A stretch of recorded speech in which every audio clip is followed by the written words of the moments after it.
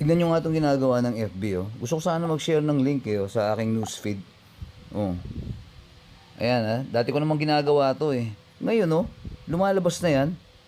Post more links with Meta Verified. Ibig sabihin, limited na yung ano mo, yung pwede mong i-share na link sa Meta sa FB. Pag tinanggihan mo, kasi may bayad diyan eh. Babalik ka na naman uli diyan.